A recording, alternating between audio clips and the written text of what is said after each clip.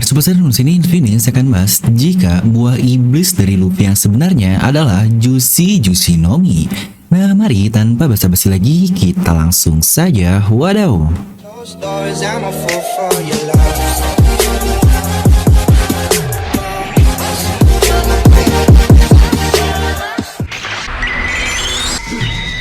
Nah, seperti biasa, semuanya video ini jangan lupa untuk subscribe dan juga nyalakan bel notifikasinya ya. Karena kalian tidak akan tertinggal informasi menarik seputar One Piece hanya di channel Devil Nomi. Serta pastikan sebelum kalian komen, kalian tonton video sampai habis karena akan sangat terlihat orang yang baca judul langsung komen dengan orang yang sudah menontonnya sampai akhir. Jadi pastikan agar tidak ada informasi yang miss, kalian tonton sampai selesai dahulu. Oke, kali ini kita akan bahas buah iblis dari Senchou kita alias Monkey D. Luffy. Luffy, siapa nih? Dimana terjadi hal yang mencurigakan di chapter 1043 lalu.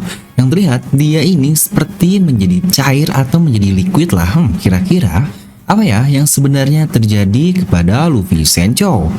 Dimana di video ini saya akan bahas jika buah iblis Luffy yang sebenarnya adalah Juicy Nomi, yang jika kita artikan kita mendapatkan hal ini di chapter 1043. Dan dalam bahasa Jepang kita bisa mentrace satu persatu huruf yang ada dari chapter tersebut, yaitu 1, 0, 4, dan 3. Ini bisa dibaca sebagai untuk 10 ini sebagai Ju, lalu 4 itu sebagai Si, dan 3 sebagai Mi atau San, yang punya arti jika kita gabung adalah Juicy Mi. Ini sebenarnya bisa kita anggap sebagai buah resin, atau jika kita fullkan adalah Juicy Nomi. Nah, pertama, selama ini kita tahu buah iblis Luffy adalah buah iblis dari Gomu Nomi alias buah iblis karet. Tapi bagaimana jika itu bukanlah kemampuan sebenarnya dari Luffy Senchou?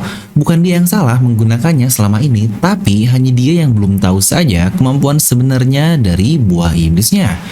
Plus jika kita ingat kata-kata dari Gorosei terkait nama buah iblis yang diubah itu bisa menimbulkan banyak sekali opsi apa aja sih buah iblis yang memungkinkan. Serta kita juga tahu nih banyak sekali teori terkait Luffy yang memakan buah iblis minyak Nomi karena sedang langka.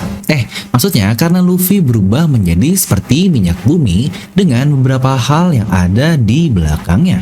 Nah, di sini kita akan bahas kenapa saya berteori jika satu kemungkinan buah iblis Luffy adalah Juicy Nomi ini atau resin. Pertama, kita akan bahas dulu sedikit nih tentang resin atau juicy ini sendiri. Dia adalah komponen kimia yang diambil dan berasal dari getah berbagai macam pohon, contohnya seperti pohon konifer atau pohon kunjung. Ngomong-ngomong getah ini, saya jadi keinget nih pernah buat teori buah iblis Luffy dahulu, dimana gomu-gomu yang diambil dari getah karet yang pernah saya bahas lengkap di video ini yang rilis Juni 2021 di tahun lalu. Ya, kurang lebih seperti inilah yang saya katakan. Dari cairan alias liquid yang berarti itu adalah karet natural. Dimana karet natural ini jika dibentuk langsung dari pohon karetnya, ya seperti getah lah bentukannya, liquid kan alias cairan dan tidak padat. Dimana hal itu sangatlah elastis karena inilah yang membentuk sebuah karet. Dimana jika ternyata itu benar dan berhubungan dengan perubahan dari Luffy yang kita lihat di chapter terbaru, maka jika kita tarik lebih dalam lagi, getah yang dimaksud tersebut adalah resin atau juicy ini. Dimana beberapa sifat resin yang sangat pas sekali dengan kemampuan buah iblis Luffy adalah resin dia memiliki fasa dimana dia dapat memanjang lah atau scratching persis seperti sifat Luffy yang selama ini kita tahu alias ya sifat karetnya. Oh iya, ngomong-ngomong salah satu referensi ini pula diambil dari color split yang sudah dibahas di mana-mana nih. Ketika Luffy yang ditunjuk oleh seorang monyet, dan ini juga monyet yang menggunakan mahkota bisa kita sebut sebagai Monkey King, dia menunjuk ke bentukan resin itu yang dibentuk dari pohon yang lagi-lagi sama persis sekali dengan yang kita bahas di sini, getah resin yang juga dihasilkan dari pohon secara langsung. Lanjut, sifat kedua adalah resin ini tipe yang mudah sekali terbakar dan sangat masuk akal sekali juga dengan proses pembentukan dari Red Hawk milik Luffy. Dimana dia ini karet bisa menciptakan api. Yang lagi-lagi nih selalu saya katakan One Piece memang tidak masuk akal, tapi akal bisa masuk. Tidak ada hal yang tiba-tiba yang terjadi di One Piece ini kecuali memang ada penjelasan ilmiahnya di baliknya. Contohnya seperti ini, kok Luffy bisa ngeluarin api sih? Kan dia ini karet doang. Dan jika kita melihat material dari resin atau getah, yang notabene mereka ini mudah terbakar, maka dengan gesekan yang Luffy ciptakan, api akan terbentuk dengan sangat mudah dan itulah yang terjadi.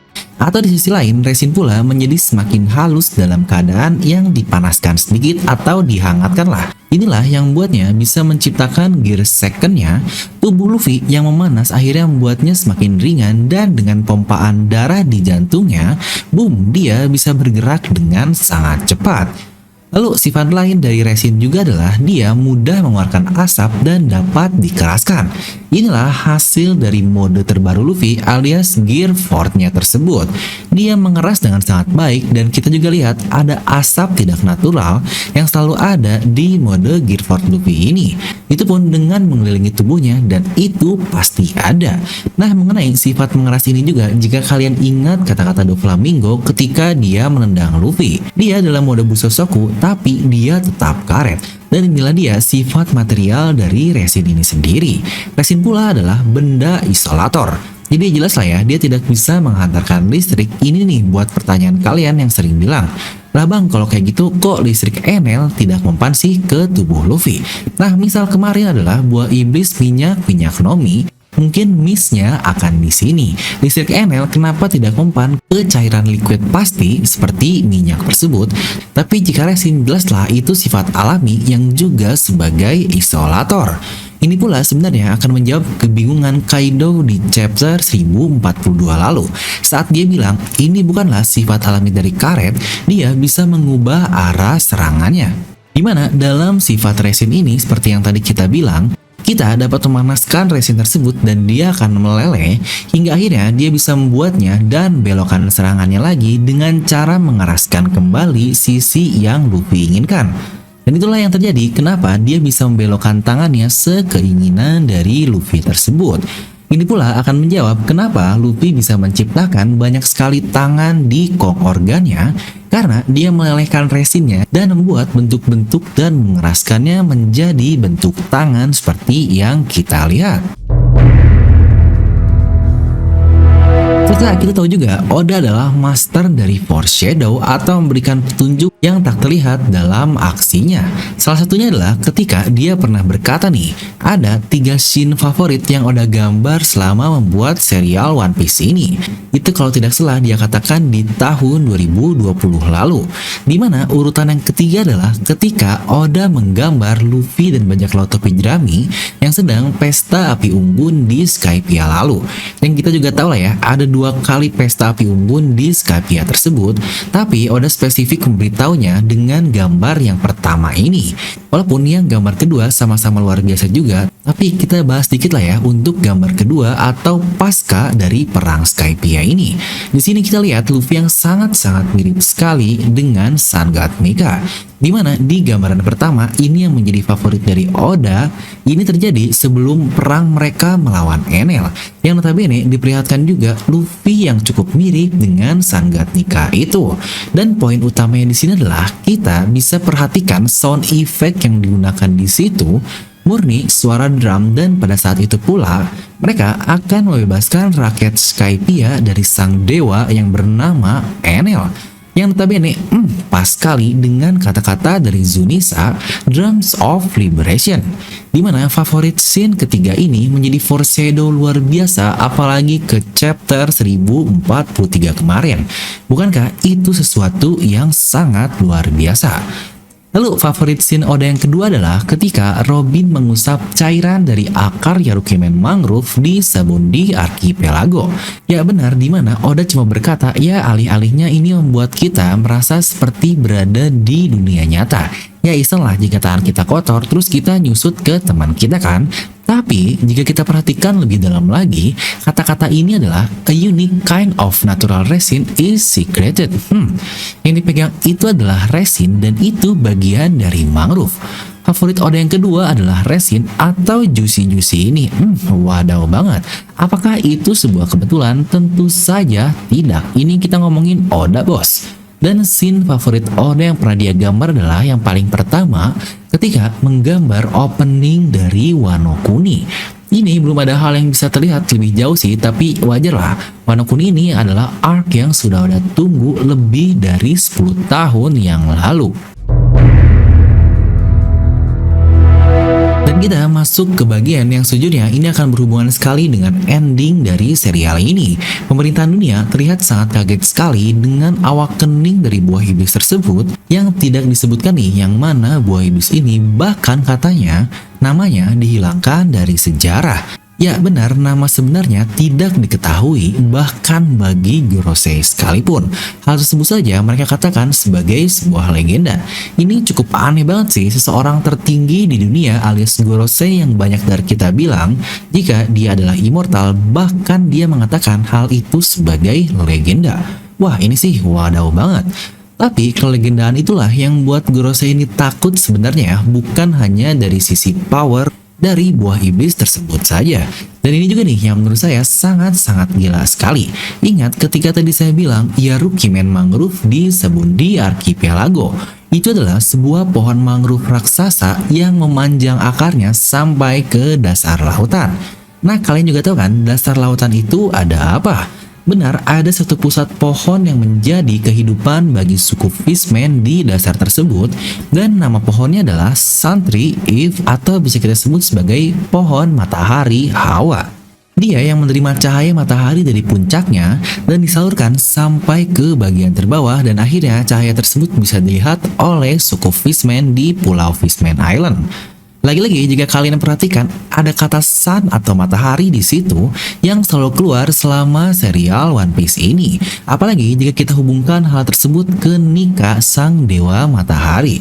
Sebenarnya banyak sekali sih teori yang menghubungkan jika pohon tersebut yang sangat besar itu dia mempunyai puncak atau daun-daunnya sampai ke puncak Red Line alias di Marine Joyce. Dan dikatakan dialah pohon buah iblis atau dia yang menciptakan buah iblis yang sekarang ada di seluruh dunia. Tapi lagi-lagi itu hanyalah sebuah teori dan kita tidak akan bahas teori dalam teori. Nah jika hal itu ada hubungan dengan resin yang Robby katakan dari mangrove tadi dan buah iblis Luffy saat ini, itu akan menjawab kenapa buah iblis Luffy sangat dicari sekali bahkan oleh pemerintahan dunia sekalipun yang kita tahu Wushu dia bertugas sebelumnya untuk membawanya. Dan jika benar resin ini jadi key point untuk menciptakan buah iblis itu pula, pasti itulah yang akan dibutuhkan oleh Vegapunk dan pemerintahan lainnya untuk mengembangkan segala hal yang ada hubungannya dengan buah iblis. Tapi satu hal yang belum terjadi tapi sudah menjadi kunci penting terkait ending One Piece adalah jika buah iblis Luffy ini benar resin atau juicy ini, itu pula pasti ada hubungan dengan Suntree Eve atau pohon Hawa yang tadi kita bahas, dan apalagi Suntree ini pohon yang menghidupkan seluruh Fishman di dasar laut. Maka tentunya dengan hilangnya pohon tersebut, pulau manusia ikan pasti akan hancur juga bukan? Nah kalian juga pasti tahu kan prediksi atau ramalan dari Madame Charlie. Ya benar, bocah itu yang menggunakan topi jerami alias Luffy lah orang yang akan menghancurkan pulau manusia ikan. Dengan cara yang mungkin dia akan menghilangkan pohon Hawa matahari ini. Tapi di sini saya tidak bilang dalam konotasi negatif atau positif ya terkait apa yang Luffy lakukan dan menghancurkan Fishman Island. Karena sebenarnya sangat masuk akal juga hancurnya hal tersebut bisa membawa seluruh Fishman untuk hidup di permukaan lautan. Dan itu pula sebenarnya yang mereka impikan lagi. Tapi balik lagi lah, ini semua adalah hal yang perlu kita bahas terpisah karena pasti akan berhubungan dengan proyek penghancuran Red Line dan apa itu One Piece sendiri yang ini bakal wadaw banget. Nah jadi itulah jika Luffy memakan Juicy Nomi alias resin. Di sini saya tidak bilang ini pasti ya Luffy makan ini, karena pasti banyak juga dari kalian yang bakal bilang, lah bang kan sebelumnya pernah bikin video jika Luffy memakan Hitonomi model Wisdom King. Ya itu pula sebenarnya sangat mungkin kan jika kalian tonton pasti faktor-faktor pendukungnya banyak banget dan sangat masuk akal sekali. Tapi semuanya kembali lagi video ini atau video tadi dan video-video lainnya lebih murni hanyalah sebagai teori atau hipotesa saja. Dan itu bukanlah sebuah fakta yang bisa kalian jadikan acuan pasti. Tidak ada yang pasti 100% terjadi dalam sebuah hipotesa sampai nanti benar-benar dibuktikan. Nah lalu gimana cara membuktikannya? Ya tentu saja lah, kita harus tunggu Oda Sensei merilis chapter yang benar untuk membahasnya. Jadi chill bro, ini teori jangan dibikin serius seakan-akan ini pasti benar. Jadi nikmatilah dengan sendok garam biar tidak emosi, toh tujuannya jelaskan hal ini untuk hiburan dan kita komunitas One Piece agar saling berdiskusi mana yang paling masuk akal. Nah jadi itulah untuk video ini, kalian bisa langsung tuliskan pendapat kalian di kolom komentar di bawah. Kira-kira buah iblis dari Luffy yang paling masuk akal apa sih? Dimana udah rilis desain baru yaitu dengan tema Worst Generation, dimana desain pertama adalah mode gear dari kapten kita atau Luffy Sencho. Di sini kalian bisa lihat lah untuk desainnya sendiri, dan ini adalah kaos dengan jenis oversize yang sedang trendy banget. Dan buat kalian yang ingin, kalian bisa langsung klik link di deskripsi video, dan pembelian melalui Tokopedia dan Shopee kalian akan mendapatkan banyak diskon menarik. Nah jadi itu untuk video ini, kalian bisa langsung tuliskan pendapat kalian di kolom komentar di bawah. Dan seperti biasa, semoga kalian terhibur dengan video ini. Like aja kalau kalian suka, dislike aja kalau kalian suka, jangan lupa untuk subscribe dan juga share dengan teman kalian. Gue Devil pamit, and I'll see you guys next time.